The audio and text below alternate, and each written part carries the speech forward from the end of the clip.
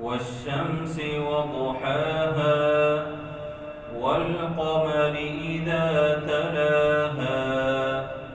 والنهار إذا جلاها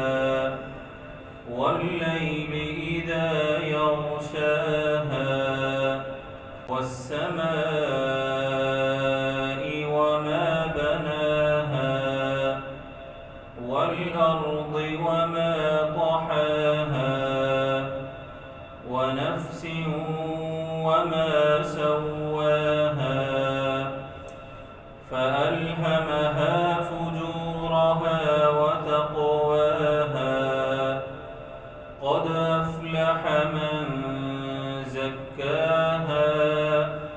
وقد خاب من دساها كذبت ثمود بطغواها إذ انبعث أشقاها فقال لهم رسول الله ناقة الله وسقياها فكذبوه فعقروها